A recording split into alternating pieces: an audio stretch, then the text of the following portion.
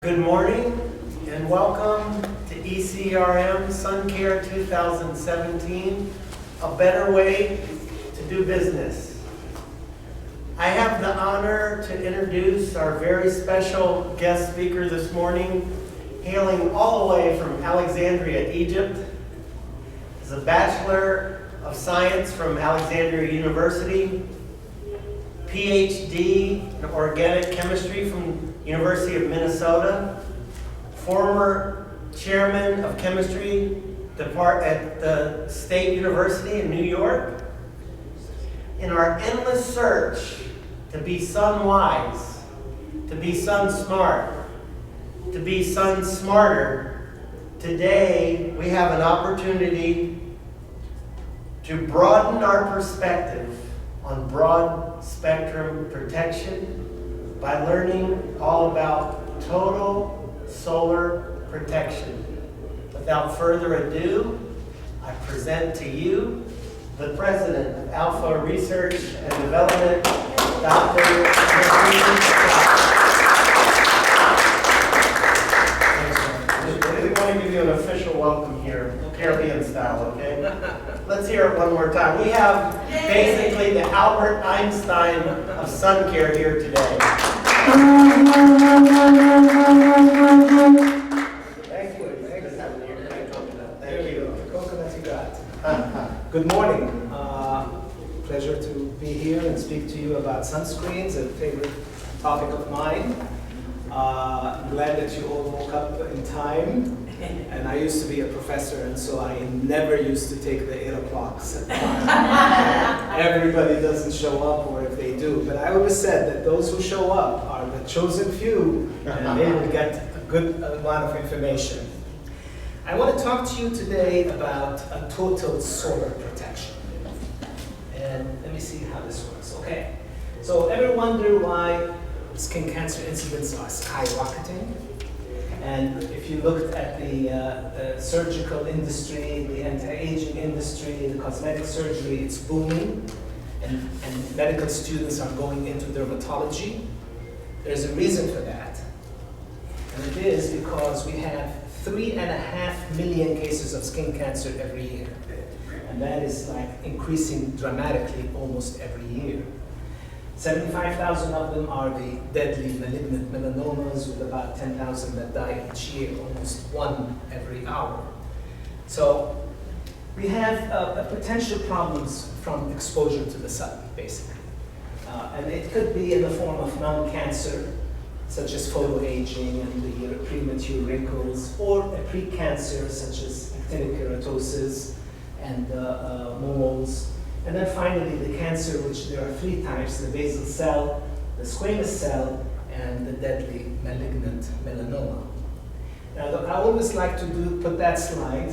You need to look at, I do have a few in my skin, and you need to look at those growths, whether they're moles or nevi or keratosis or lipomas, and it's basically the ABCDEs. If it's asymmetrical, you need to check that.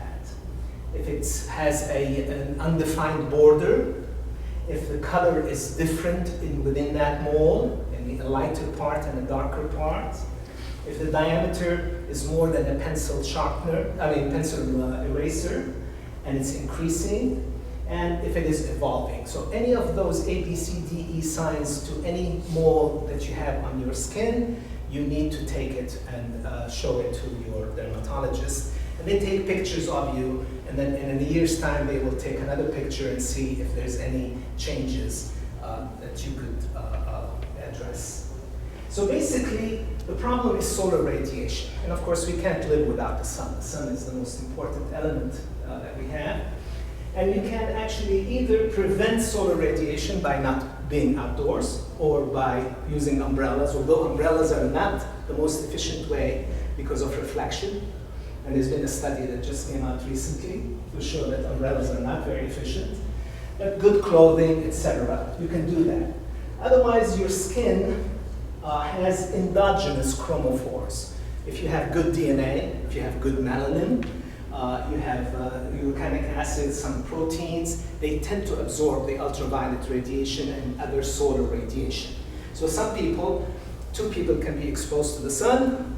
One will get cancer, the other one will not. Mostly because of the genetic makeup that you have. But we now rely on exogenous chromophores and things that are the sunscreens that we put and lather on our skin, and that will absorb the radiation, and it prevents its penetration into the epidermis. Let me just quickly address that in the United States for ultraviolet filters or sunscreens, because sunscreens only protect from the ultraviolet filters. This is regulated by the FDA. The FDA dictates what we could use or could not use. And the FDA considers sunscreens as drugs. So they're not cosmetics, they're considered drugs. Now, there's an argument about whether this is correct or not. We can get to that later on. But they consider us drugs, so if you want a new ultraviolet filter introduced, it would be the same as introducing a cholesterol drug, or a blood pressure drug, or a cancer drug. You have to go through a new drug application, which takes many, many years, many, many dollars, and it could fail in tests. And so nobody's willing to spend the time and the money to do an NDA to introduce a new ultraviolet filter, because the sales of a filter is not the same as the sales of a blood pressure pill, which goes into the billions of dollars. Here we're talking about a few millions of dollars. Anyhow, we have a list that the FDA has approved, and it has 17 filters on it. But please note that only the ones underlined, which are 8 exactly, are being used today. All the others have fallen by the wayside. They're ineffective or not being used by any sunscreen company. And there's very little protection from the UVA available. It's only amobenzone, which tends to have some photostability problems, or oxybenzone, which tends to have some endocrine disruption properties. People don't like it very much. So we're left with the titanium and the zinc oxide to get UVA protection. And these have many, many serious limitations in their use. They're good for children and babies. Mexoryl SX is only for L'Oreal, and these are the UVB ingredients that are used. So it's a very limited list of ingredients that we're allowed to use. In Europe, the ingredients are dramatic, they're fantastic, they're UVA, UVB. I only list only the new ones that have been introduced in the last 5-6 years. And we've been trying to pressure the FDA to allow us to use the European ingredients. That's why they tell you European products and Chinese, and even Chinese and Japanese and Australian products are better because they have access to better ultraviolet filters than the ones we have. And we set up a coalition to pressure the government. And we did get a law passed recently. It's called the Sunscreen Innovation Act. And that Sunscreen Innovation Act is supposed to pressure the FDA to allow us to bring those ingredients into the United States. So why is this skin cancer increasing? I mean, the ozone layer is being depleted a little bit, and that's allowing more UVC, which is the damaging rays, to come through. People love the sun. They would like to come to Florida. It takes a while before maybe 10, 15, 20 years before, by being exposed to it when you're young, and it takes that many years before you get skin cancer diagnosed. So people are immune. There are better methods of detection. Tanning salons are terrible, should be avoided. Inadequate protection. Either the product is not good, or the product may have a very high SPF, like 100, and so people feel, wow, I can put a 100, I'm now immune to the sun, and so there's a false sense of security by that. But let me just tell you that when we introduced sunscreens, and Jack will remember way back in the 60s and 70s, and I'm sorry, not 60s, in the 70s and 80s. Okay. He looks wonderful. He's my compatriot. We're the same age approximately. And it was all about UVB protection, and that is you don't want to be burned. But later on in the 90s, it became, or 80s actually, it became known that the UVA rays are the ones that are causing the aging and the damage. So now we have UVA and UVB protection. But what about the rest of the solar spectrum? The solar spectrum is not just ultraviolet radiation. So the sun, let me just take a second to tell you about the sun. Sun is a fantastic element. We love it, we want to be exposed to it, it makes us feel good, it releases all sorts of things in the body that we really need it. And basically the sun emits electromagnetic radiation. And that's, if you look at the waves of a sea, you see how the waves are coming in, they're that kind of waves. And the distance between the two waves is the wavelength. So the wavelength determines how long are they to penetrate the skin or not. UVB rays have a very short wavelength, so they only burn the surface of the skin. UVA rays are longer wavelength, and so they penetrate deeper into the skin. So that's the phenomena that I wanted to show to you. So as we go into gamma rays and X-rays, the frequency is dramatic, and the wavelength is, of course, much shorter. But just to give you a perspective, the radio waves, which we use AM and FM and transmission radio waves, are 10 to the 3 meters. We call them in kilometers. And they're very long waves. Then we have the microwave, which we use to heat the food. Then it's the infrared, which is about a needle point. Then the ultraviolet, visible, and then we go to X-ray and gamma rays. However, what comes to the sun, to the earth, is basically 3 radiations. The rest are they're in very small quantities. It's the ultraviolet, the visible, and the infrared. This is what we call the solar spectrum, just those 3 rays. The ultraviolet is the UVB, UVA, and the visible, and then we go into the infrared. And let me just tell you that total exposure depends, and the damage that you get from the solar spectrum will depend on 3 factors, or 4. First is, what is the wavelength of that frequency? If it's a long wavelength, it's going to penetrate deeper. But the wavelength and the energy, or the frequency, is inversely proportionate. So the longer it is, the weaker the energy is. So that's good. So UVB is very high energy, but short wavelength. UVA is intermediate energy, but longer wavelength. Infrared, on the other hand, is extremely long wavelength and penetrates deeper, albeit the fact that it is weaker in energy. And the last thing that you need to consider is the amount. Ultraviolet radiation, I'm sorry.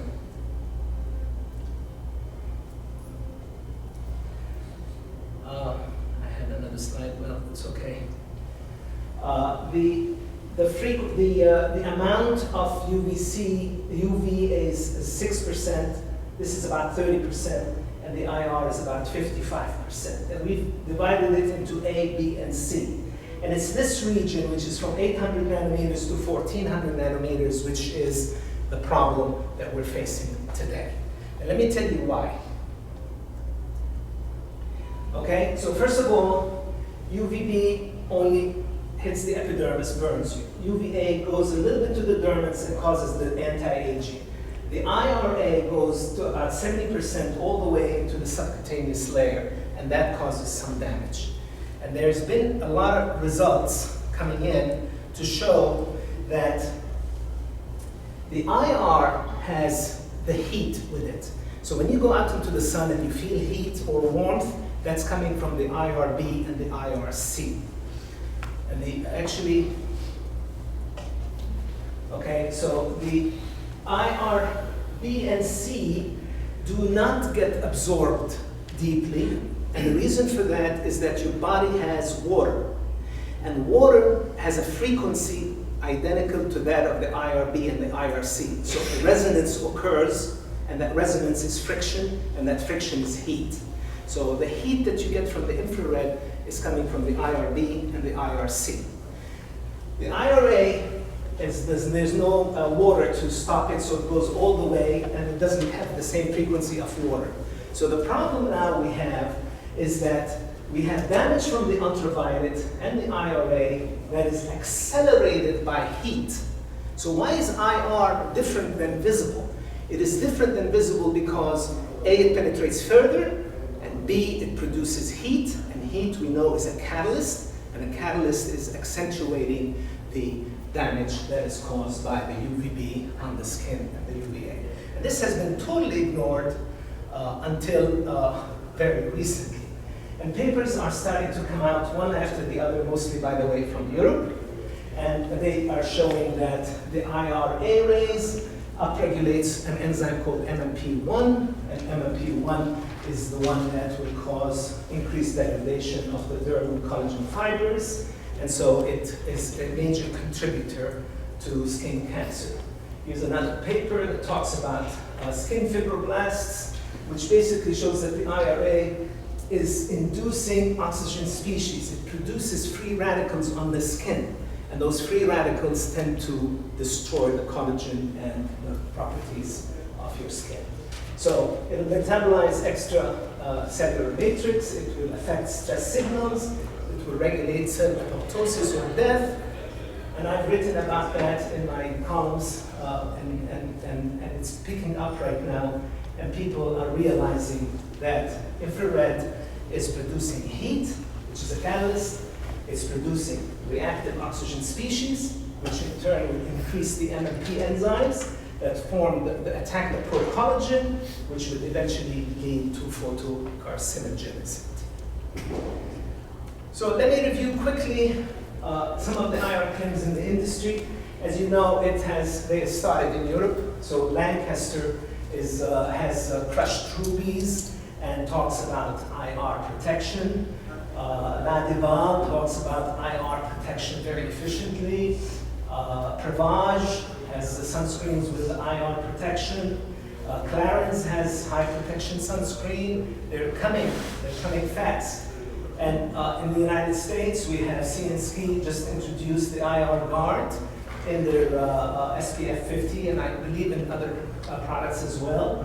And they use a jojoba extract. And the jojoba is actually a natural material. When you press jojoba, you get the oil, and you get a pressed cake at the very end. That cake contains, when you extract it, contains an ingredient called samandacene ferulate. And that samandacene ferulate, or ferulic acid, has a wavelength of about 326 nanometers, which is in the UVA region, and has a very high extinction coefficient, and tend to absorb, because it's a phenol, tends to absorb the reactive oxygen species. And so you don't have any. We're seeing more products coming out right now. Faline out of Florida has a product. Peter Thomas Ross has a product. Dr. Savage, Neurologica. And okay, so then it's not regulated by the FDA yet. The FDA has not come in and said you can or you cannot use IR protection. They obviously will not stand in the way because IR protection is important. They realize that, but they haven't yet regulated it. So we had to develop our own test methods to determine the IR from 700 to 2500 evaluation. This work has been done in collaboration with AMA laboratories. And it's basically you are measuring the protection as a function of transmission, and you get an in vitro determination. You can also get an in vivo determination, which addresses the immediate visible biological response, and that is an erythema. And what we did basically is that when you subject a person to ultraviolet light, you get an erythema. And when you see that erythema, you say, that took so many seconds, therefore the SPF is 10 or 20 or 30 or 40, depending on how much dosage you do. Well, we managed to get an erythema with the IR as well. And so that was the key. So now we have an endpoint to measure, and once we see that erythema, we can then do the studies. This is unradiated, and this is the test product. You can see there's about a 92% reduction of the radiation in this particular example. So in conclusion, photoprotection against IR radiation, without forgetting the ultraviolet. I mean, ultraviolet is definitely a damaging ray, so you need to be protected from that.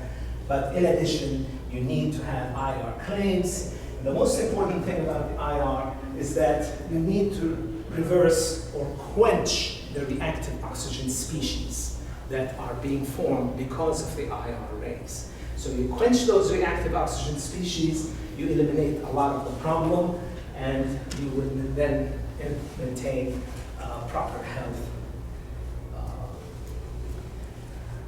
I want to thank you